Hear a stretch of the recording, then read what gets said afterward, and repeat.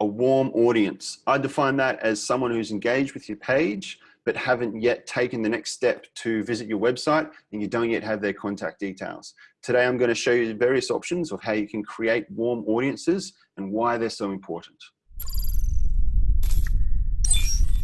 What you see now is the Ads Manager. We're going to jump into audiences again. The way you create your warm audience is by jumping into audiences and then clicking custom audience and engagement. Here's the different options for creating your warm audience.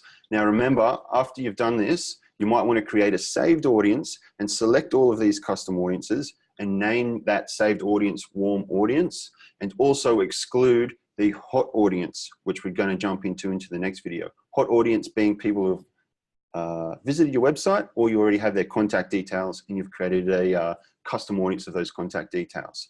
Now, jumping back into this, you can see the first option here is video. So you can actually create an audience of people who have watched 3 seconds, 10 seconds, or a percentage of your video. Now that's super important because you can go back 365 days and create an audience of people that have in some way, learned a bit about you or your business. And therefore, just like any marketing, the more top of mind you are, the more opportunity you have to then, build that trust and take them through your customer journey. And you can keep adding more videos to that. So it doesn't have to be one video at a time. You can select all the videos for the last year and create an audience of people who have actually watched your video. Going to head back. Lead form, another cool thing.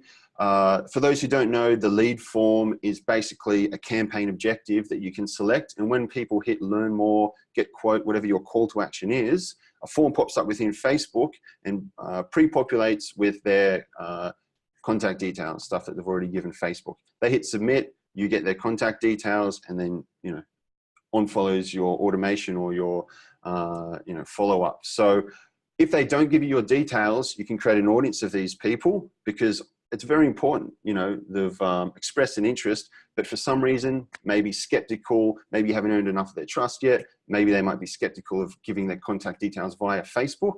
So it's very important to follow up with these people in another campaign.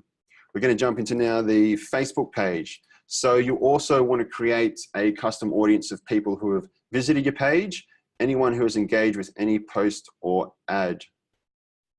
They're probably the main two. And again, you can go back 365 days.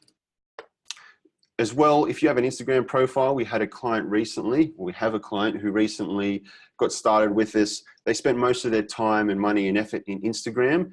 We created this audience and it gave us a rolling start, a lot of momentum of an audience here of 11,000 people who had engaged with their Instagram page over the last 365 days. Now you can imagine us coming in, creating a page likes campaign for Facebook, inviting these people who have engaged with them on Instagram to then come and like their page on Facebook.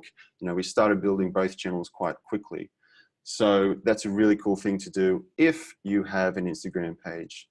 The other thing, events, if you've created any events in the past, people who have expressed any response in terms of going interested, or people have engaged in one of your events, another cool way to add a custom audience to your warm audience. So go ahead, create as many of these as you can, then jump in and create a saved audience, select all of these custom audiences, name it your master warm audience. But when you do, make sure you exclude your hot audience if you've created that already. If you haven't, don't worry about it. You have to jump in and do that after we've created the hot audience, which is going to be people who have visited your website, or if you've uploaded their contact details to create that database custom audience, you're going to have to exclude both of those as well. We're going to jump into that into the next video. If you have any questions, pop them below and we'll get them sorted for you.